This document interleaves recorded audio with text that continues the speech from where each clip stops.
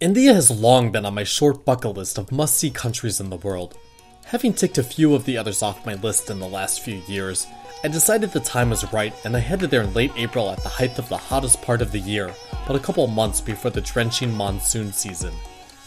I started off in the eastern part of the country in Calcutta, for no better reason than the fact was I knew so little about the city in that region, and no one else I knew who had been to India had been there. The great thing to do in Calcutta is just try to get lost. Head to B.B.D. Ghat. This is the old Victorian era of the city. Now it's home to millions of Indians. There's tons of alleyways and passageways that you can explore. You can find everything from clothes, food, vans, car parks, I mean really anything. Once the capital of the British Empire, today Calcutta is a sprawling, fascinating, crowded city steeped in history, full of people and enough noise, smells, sensory overload, and food to make any Westerner looking for something different very happy.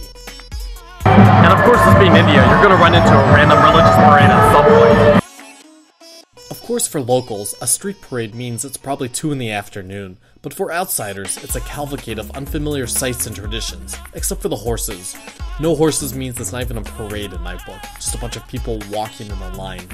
If you get up early in the morning in Calcutta, you'll find the Starbucks of the city, which is essentially chai stands on every corner. It's usually a woman, and she's brewing up chai, and they'll serve it in these little ceramic cups.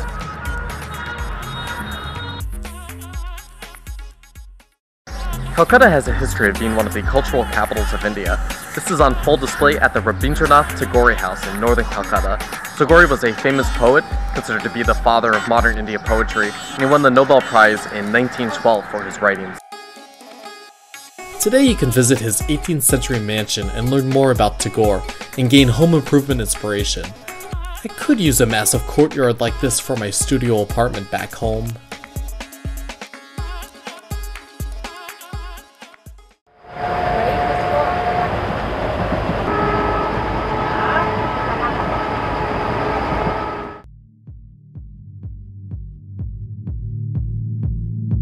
My second stop during my trip in India was to the small, holy town of Bodigaya, considered to be the holiest of all sites in the Buddhist religion, as this is where it is said that the Buddha sat under a Bodhi tree for 3 days and found enlightenment.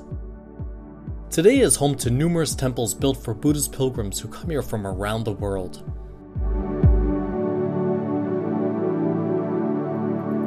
One of the best attractions in Bodigaya is the Great Buddha statue. Now, the statue was actually built by a Buddhist sect in Japan and was unveiled on November 18th, 1989 by the Dalai Lama.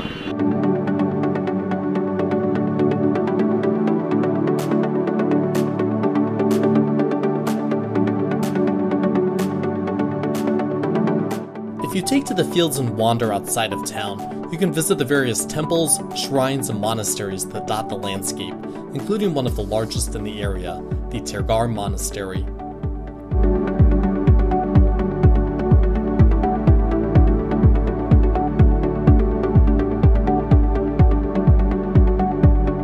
When you're in Bodigaya, you can explore the many temples and monasteries that dot the city. It's a very peaceful, calm way to spend your day. It's kind of like spending your time in New York City. And by kind of like, I mean not at all.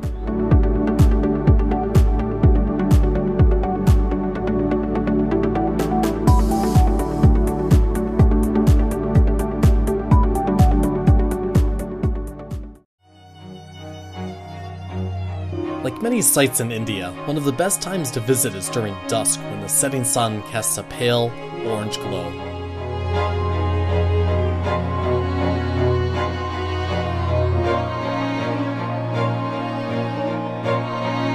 It was here at this site over 2,000 years ago, a young Prince Siddhartha sat under a fig tree and found spiritual enlightenment, thus becoming the Buddha. The original fig tree that the Buddha sat under is no longer here, it was destroyed. But a sapling from that original tree was taken from Sri Lanka and planted here in Bodigaya, which is the tree that you'll see today. Of course, monks, pilgrims, and random travelers from Brooklyn come here today to sit under the tree and meditate and explore the holy grounds of the temple complex.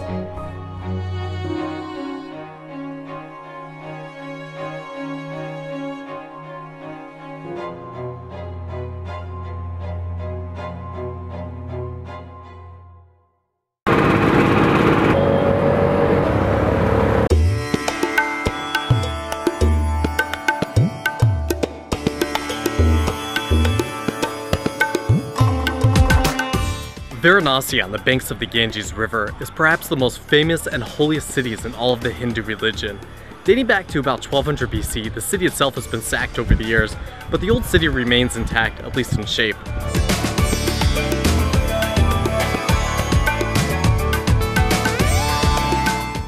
Famous part of Varanasi are the various ghats, or steps that lead into the river. Here you'll see various religious ceremonies being performed and people going into the river to clean themselves. Two of these ghats are known as burning ghats, or places where Hindus come to die and their bodies are burned on flaming pyres. It is thought that burning the bodies actually purifies the soul, and doing it here on the banks of the Ganges is the most holiest places to do it. And yes, this is a very normal sight to see in Varanasi.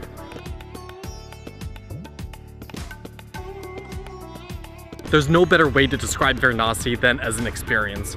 For people coming from Western styles of living, this is going to be probably one of the most unfamiliar cities in all of India for them. It's a total affront on all your senses, but really in a good way. Keep your eyes and your mind open and it'll be an unforgettable experience. Varanasi's Old Town dates back thousands of years, even if the buildings haven't, and it's a spiderweb of narrow alleyways that you can really get lost in. Just watch out for the cows and their byproduct. As a former drummer, I made it my goal not to leave India without getting a chance to play tabla with a sitar player, which I was able to do at the Shiva Musical House.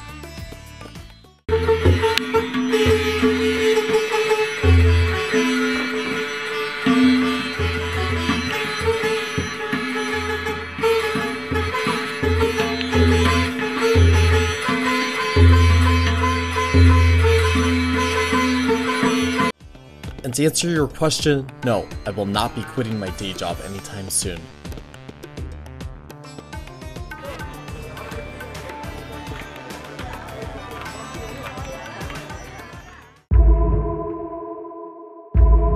The other must-do experience in the city is to take a sunrise boat ride down the Ganges. Yes, you have to get up early, but the experience is one you'll never, ever forget.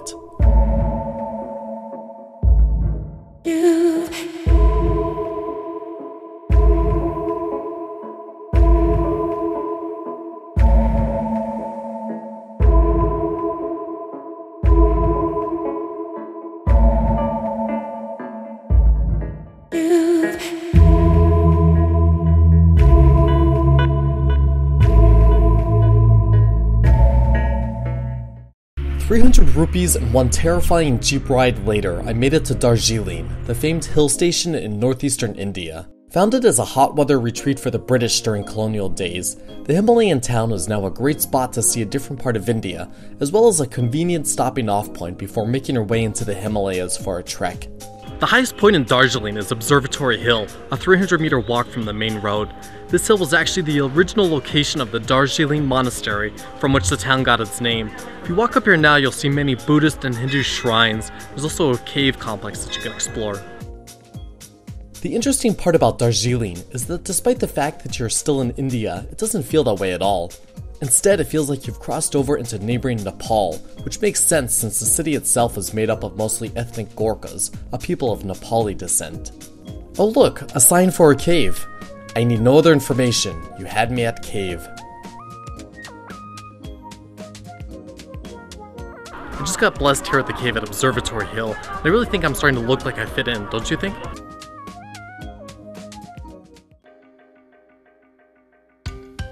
Darjeeling sits about 2,100 meters above sea level. Now, this amount of elevation difference really makes a difference in the weather. I mean, you're talking about weather in Kolkata that's at 105 degrees, whereas here it's about 70 degrees Fahrenheit. I discovered that the real problem is that when you pack for a trip to India, you tend to pack clothes suitable for oppressively high temperatures. I'm just hoping the untrimmed beard growth provides some much needed warmth. Darjeeling is of course known for its teas, and a walk through the tea plantations is a calm, serene experience, a great contrast to your time spent in the large megacities of the rest of India. I think it's important when you're in this country to kind of experience them both. There's a lot to see in the big megacities, but really try to get out into the country and see the real India. It's kind of important in life too to kind of see both sides of things. Man, this country is really making me philosophical.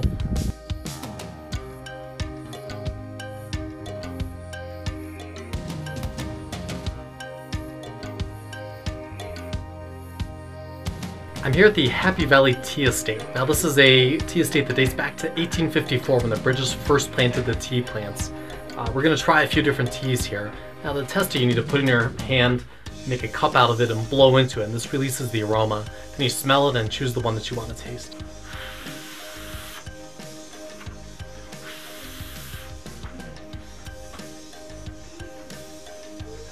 Yeah. Okay, now your tea is ready. That quickly, yeah? Yes, yes, yes. Best tea is you make like this.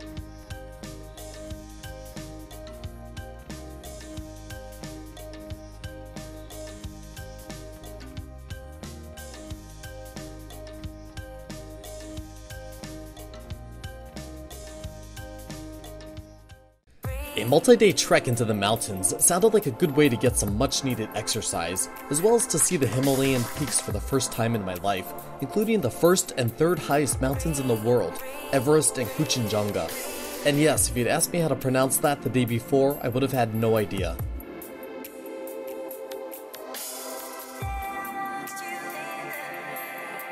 This gate represents the border between India and Nepal, so I'm going to go ahead and cross over into the next country. No visa required. The crazy part of the beginning of the trek was the near zero visibility due to the fast-moving clouds sweeping in. If it wasn't so peaceful here, I would say it felt like the beginning of some sort of horror movie. You'll see these at all Buddhist temples. These are called manis. These are circular wheels with prayers written on them. You're supposed to spin it and it spreads the prayers into the wind to all the villagers around. There are heaps of trekking companies in Darjeeling that will organize trips along the Singalila Trail, which is a winding trail that crosses between India and Nepal as it snakes its way north. As you can see here, the clouds just kind of blow in. You're literally above the clouds here. You see the clouds just roll in below you. It's almost like smoke coming in and enveloping. It's really amazing.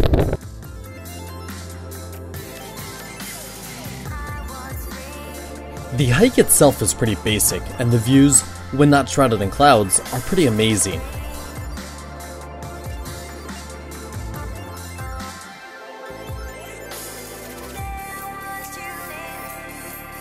So after a day's hike through the Himalayas, I finally made it to the town of Tumling, which is nothing more than a small village comprised of a couple of lodges. But at sunrise, you're supposed to have some great views of the mountains, and hopefully tomorrow morning we'll see Everest and the world's third highest mountain. Well, it's about 4:30. I know it's early, but it's not that bad when you go to bed around 9:30.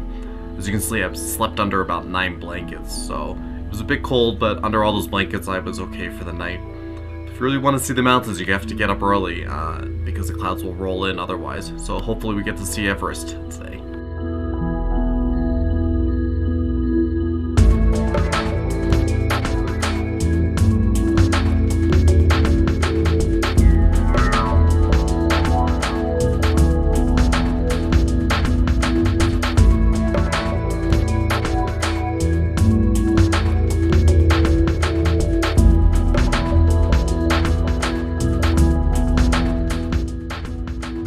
There, way off in the distance, is Mount Everest. I wasn't sure this day was ever going to come. It took 33 years,